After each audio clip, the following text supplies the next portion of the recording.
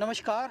आज हमारे साथ एक राष्ट्रवादी प्रवक्ता गुलशेर जी जुड़े हुए हैं और आपने अक्सर इनके वायरल वीडियो देखेंगे योगी जी और मोदी जी के समर्थन में। यहाँ तक कि बागेश्वर धाम के बाबा पंडित धीरेन्द्र की शास्त्री जी ने जो अभी आह्वान किया था, तुम मेरा साथ दो मैं तुम्हें हिंदू राज दूंगा, जब हिंदू राज की मुहिम चली उसमें भी इन्होंने समर्थन में कहा कि हिंदुओं के लिए एक देश हो जाता है तो क्या जाता है। ऐसे में हम आगे बढ़ते हैं। मैं रामेश्वर आर्या और इनसे कुछ प्रश्न करना चाहता हूं और जो भी वर्तमान में जो घटनाएं घटी हैं उससे संबंधित कुछ प्रश्न रहेंगे। तो अब शुरू करते हैं आगे का इंटरव्यू। नमस्ते गुलशेर जी। नमस्कार। उत्तर प्रदेश में बड़ा उठापटक चल रहा है। उत्तर प्रदेश में एक बड़ा माफिया डॉन पिछले दिनों एक हॉस्पिटल के बाहर मारा गया। बताया जा रहा है एक समय पे उस हॉस्पिटल के बाहर उसने 15 गोलियां चला के एक व्यक्ति की निर्मम हत्या कर दी थी। वहीं पे कुछ लवलेश तिवारी और 2 लड़कों ने मिलके उसकी कनपट्टी पे बंदूक लगा के उसकी हत्या कर दी। आप कैसे देखते हैं और क्या यह वध है या हत्या है? देखिए, मैं कहना ये चाहता हूँ, जहाँ तक हुआ है बहुत सही हुआ है, क्योंकि उसने पता नहीं कितने महिलाओं के साथ अत्याचार किया है और कितने औरतों को उसने बेवा कर दी जिनकी शादी हो रखी थी। आज वो बेचारी घर घर के ठोकरे खाते फिर रही है। तो उसने अपने टाइम में क्या नहीं किया। और उस वक्त की सरकार कहाँ सो रही थी, अखिलेश जी कहाँ सो रहे थे, जिन्होंने पनाह दी है, जिन्होंने पालने का काम किया है। बाबा जी आए तो उन्होंने मिट्टी में मिलाने का काम किया है। तो इन्होंने जो इस तरीके का अत्याचार किया है, इतने मर्डर किए थे कि जिन्हें 12 मर्डर मैंने देखा है वीडियो में, 12 तो मर्डर किए और 17 साल की उम्र में उन्होंने कदम उठा लिया था। चांद मियां की हत्या की। तो चांद मियां की हत्या की। उन्होंने मुसलमान को जहाँ तक हर तक मुसलमान को सताया है और मुसलमान को गुमराह करने का काम किया है। लेकिन जब से बाबा जी आए, मैं मानता हूँ यूपी उत्तर प्रदेश के अंदर बहुत अच्छा काम हो रहा है।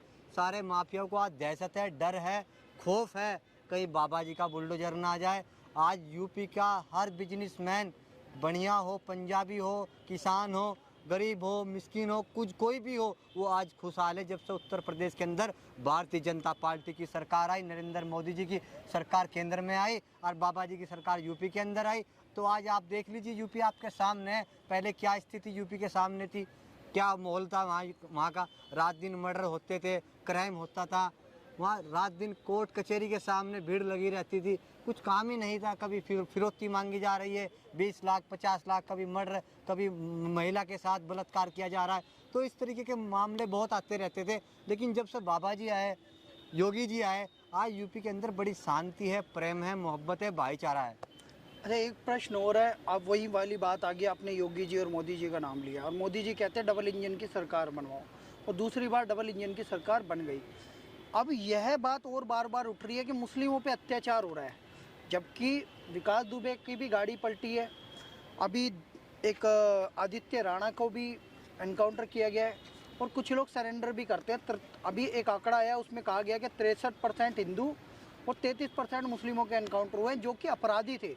ये जाति इसलिए बतानी मजबूरी होगी क्योंकि वहाँ पे सत्ता में बीजेपी है। तो आपको क्या लगता है, ये एनकाउंटर जारी रहने चाहिए? आपको भी लगता है कि मुस्लिम समाज ये सही सवाल उठा रहा है कि मुस्लिमों पे अत्याचार हो रहा है? देखिए, मैं उत्तर प्रदेश की बात नहीं करता, मैं पूरे देश की बात करता हूँ। जब से 2014 से भारतीय जनता पार्टी की सरकार आई थी, नरेंद्र मोदी जी आए थे, जब से इस देश का मुसलमान खुशहाल है। 40% मुसलमान को मकान दिया गया यूपी के अंदर। और इस तरीके के मैं समर्थन में हूँ बाबा जी के। इस तरीके का इनकाउंटर होना चाहिए। माफियाओं को बिल्कुल नहीं पनाह देनी चाहिए, बिल्कुल नहीं उन्हें शरण देनी चाहिए। उन्हें इस तरीके से मिट्टी में मिलाने का काम करता रहना चाहिए, क्योंकि जो गरीब बेचारे पता नहीं कब से गुहार लगा रहे थे, कोर्ट अदालत के चक्कर काट रहे थे, अतीक जैसे मर्डर करते थे, महिलाओं के साथ अत्याचार करते थे, उन्हें इंसाफ नहीं मिल पा रहा था, क्योंकि वे सांसद भी रहे और वे अखिलेश जी की सरकार में भी सांसद रहे। तो अखिलेश जी की जितने विपक्ष के नेता हैं, वे उस टाइम कहाँ सो रहे थे, कहाँ थे वे उस टाइम जब ये क्राइम कर रहे थे और ये इन्हें पनाह दे रहे थे। इन्हें जेल में भी सुरक्षा दी जा रही थी, कानून व्यवस्था सही नहीं थी। लेकिन जब से मोदी जी और योगी जी आए, आज उत्तर प्रदेश की कानून व्यवस्था अच्छी है और कहीं भेदभाव नहीं किया जा रहा है। वो चाहे हिंदू है, चाहे मुस्लिम है, चाहे सिख है, जो इस तरीके का माफिया का काम कर रहा है, उन्हें इस तरीके का मिट्टी में मिलाना चाहिए। कहीं भेदभाव नहीं किया जा रहा है। सबका साथ, सबका विकास, सबका विश्वास। मोदी जी ने कहा मंदिर, मस्जिद, गुरुद्वारे में सारे में जाओ, कहीं भेदभाव नहीं है। वे प्रेम बढ़ा रहे हैं मोदी जी। हिंसा को ख़त्म कर रहे, नफरत को ख़त्म कर रहे। उनकी एक ही मिशन है मोदी जी का और योगी जी का, हम कैसे एक प्लेटफॉर्म पे आए, कैसे मुसलमान जागरूकता आए, सारे मुस्लिम एक प्लेटफॉर्म पर आए, मेरे साथ आए, मैं इन्हें रोजगार दूं, इनका विकास करूं, इनकी सारी समस्याओं का समाधान करूं। लेकिन मुसलमान को मैं चिल्ला चिल्ला कर कह रहा, अरे जाग जाओ देश के मुसलमानों, तुम्हारे फायदे की चीज़ है। ऐसा मंत्री, ऐसा प्रधानमंत्री और ऐसा मुख्यमंत्री आपको नहीं मिलेगा जो आज हर स्टेट का इंसान गुहार लगा रहा है। अगर यूपी जैसा मुख्यमंत्री हो तो हमारे स्टेट में भी हो, बल्कि और तो और पाकिस्तान तक तभी आवाज़ आ रही है। अगर मुख्यमंत्री हो तो बाबा जी जैसा हो, प्रधानमंत्री हो तो नरेंद्र मोदी जैसा हो, तो इससे अच्छा प्रधानमंत्री कहाँ मिलेगा। मैं कहना चाहता हूँ देश के सभी 1 करोड़ देशवासियों से, हिंदू मुस्लिम से, सबसे कहना चाहता हूँ, ऐसा मुख्यमंत्री, ऐसा प्रधानमंत्री नहीं मिलेगा आपको। इन्हें चोरों को भगाना है, इन्होंने देश को लूटने का काम किया है, देश के अंदर भुखमरी लाने का काम किया है, बेरोजगारी, आज युवा दर दर ठोकरे खा रहा था रोजगार के लिए। लेकिन जब से माननीय प्रधानमंत्री जी है, आज जितने भी युवा लड़के हैं सबको अच्छा रोजगार दिया गया है, तो आज देश बड़ी अच्छी दिशा में जा रहा है। कहीं भेदभाव नहीं किया है, सबका साथ, सबका विकास, सबका विश्वास। सबका विश्वास के बाद मोदी जी ने एक नारा और दे दिया, सबका प्रयास। और आप बार बार गुहार लगा रहे हो कि भैया मुसलमान एक हो जाओ, सभी जातियां एक हो जाओ और प्रधानमंत्री जी का साथ दो। सबका साथ, सबका विकास, सबका विश्वास। विश्वास तो जीत लिया, प्रयास आप दिखाओ, फिर और विकास होगा इस देश का। तो आपको क्या लगता है 2024 में क्या प्रधानमंत्री नरेंद्र मोदी जी फिर से चुनाव जीतेंगे और कितनी सीटें ला सकते हैं वो? देखिए, उत्तर प्रदेश के अंदर जो विपक्ष के लोग हैं, मैं मानता हूँ 30, 35, 40 उनकी सीटें, लेकिन हम 80 को पार कर जाएंगे। ये मैं फुल दावे के साथ कह रहा हूँ, क्योंकि मुसलमान के अंदर बहुत जागरूकता आई है। वो 40 तो मकान दे दिए मुख्यमंत्री जी ने, उन्हें घर, लाइट, पानी, जल दे दिया, बढ़िया, उनको रोजगार दिया है। तो बड़ी बड़ी समस्या में रहते थे, कोई कर्जदार था, कोई बैंक को लेके कर्जा था, किसी के पास जो किसान था वो ज़मीन का कर्जा था, उनकी ज़मीन नहीं छूट पा रही थी बैंक से। लेकिन मैं उत्तर प्रदेश के अंदर जाता हूँ, घूमता हूँ, हर ज़िले में जाता हूँ, मैं देखता हूँ, मैं घर घर मुसलमान भाई के पास भी जाता हूँ, मैं बताते रहते हैं, मुझे कहने लगे जब से योगी जी की सरकार आई है, हमारे सिर्फ बैंक का कर्जा था, हमारे पास मकान नहीं था, हमारे पास बच्चों के पास शिक्षा नहीं थी। लेकिन जब से योगी जी आए, बच्चों को अच्छी शिक्षा, अच्छा माहौल यूपी के अंदर चल रहा है। तो देश का मुसलमान योगी जी के साथ है, मोदी जी के साथ है।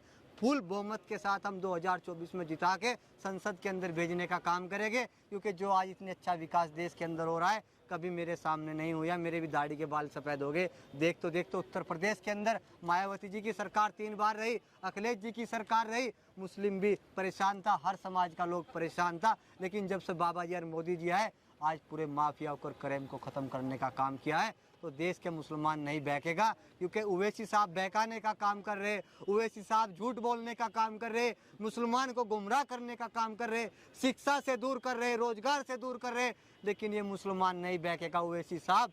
ये तुम जैसे बहकावे के, तुम जैसे झुट्टे आदमी के साथ ये मुसलमान नहीं चलेगा। ये मुसलमान ईमानदार आदमी के साथ, जैसे योगी जी और मोदी जी ईमानदार आदमी हैं, एक सच्चे आदमी है, सबको साथ लेकर चलने का काम कर रहे हैं। तो मोदी जी और योगी जी कर रहे हैं। वैसी साहब हम आपको 2024 में बताएंगे, जब आपकी जमानत भी हम जब्त कर देंगे, पूरे विपक्ष की जमानत जब्त कर दी जाएगी। एक प्रश्न और बड़ा उठ रहा है कि भैया जय भीम जय मीम, मतलब जय भीम जय मीम का मतलब हो गया मुस्लिम और दलित एकता। इसमें पिछले दिनों एक बड़ी घटना घटी जो उत्तर प्रदेश में भी अतीक अहमद की हम बात कर रहे थे।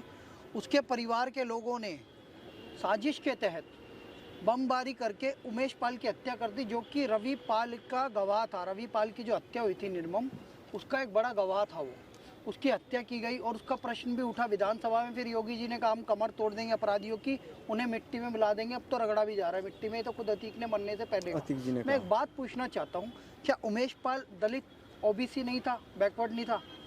क्या वहाँ पे एक बात और बताइए, क्या रवि पाल नहीं था? उसके साथ जो गनर था, पुलिस वाला मारा गया संदीप निषाद, क्या निषाद जाति बैकवर्ड नहीं होती? मैं ये पूछना चाहता हूँ, वो दलितों के मसीहा या मुस्लिम और दलित एकता की बात करने वाले अतीक अहमद के नारे लगा रहे हैं, जिसके ISI लश्कर तोयबा के साथ लिंक मिले हैं। अलकायदा कह रहा है कि भाई तुमने गलत मारा है, हम हमला करेंगे। और जो ISI के साथ के अलावा पाकिस्तान से वो हथियार मंगाता था, ऐसे बंदे के साथ खड़ा हो जाता है समाज। ऐसे बंदे की शुक्रवार जुम्मे की नमाज के बाद बिहार में नारे लग जाते हैं, लेकिन जो दलित मारे जा रहे हैं, जो टारगेट किलिंग हो रही है, जिनके लिए विपक्ष नेता कहते हैं कि हम आवाज़ उठाएंगे, ये दोगला रवैया, इस दोगले व्यवहार पे आप क्या कहना चाहते हैं? देखिए, मैं इस तरीके का जो जुमे की नमाज पढ़ के जो मुसलमान नारे लगा रहे हैं, और अतीक जी अमर रहे। अतीक जी कौन से एक महापुरुष आदमी है इस देश के, क्या इस देश के लिए अच्छा काम किया है, कौन सा इस देश के लिए अच्छा इतिहास रचा है? अरे एक तो बताइए, कौन सा देश के लिए अच्छा काम किया अतीक जी ने, जो आप कह रहे अतीक जी अमर रहे?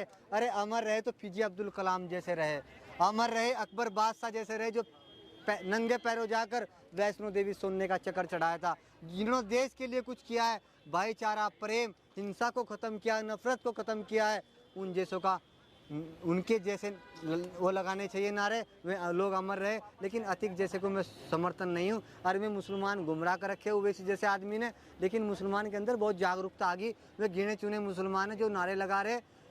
अच्छा, जो ईमानदार मुसलमान, समझदार मुसलमान है, वो मोदी जी और योगी जी के साथ है। ये आपको हम 2024 में दिखा देंगे। एक अंतिम प्रश्न और है, बहुत सारे हिंदू लोग कह रहे हैं, जैसे बागेश्वर धाम ने कहा और टाइगर राजा सिंह जी ने कहा, और भी बहुत सारे महामंडलेश्वर शंकराचार्य जी कह रहे हैं कि पूरी दुनिया में एक भी हिंदू राष्ट्र नहीं है, एक हिंदू राष्ट्र होना चाहिए। और पिछले दिनों मैंने देखा भी, आपने समर्थन किया, आप जय सिया राम, जय श्री राम के नारे भी लगाते हैं।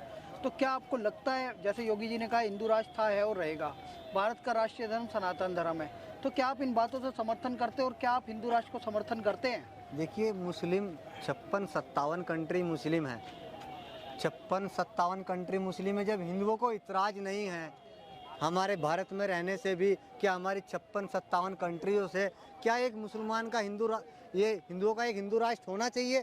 मेरा समर्थन है, और देश के सब मुसलमान भाई का समर्थन है, एक हिंदू राष्ट्र बनना चाहिए। हिंदुओं का भी एक देश अलग से होना चाहिए, जैसे मुस्लिम 56-57 कंट्री है।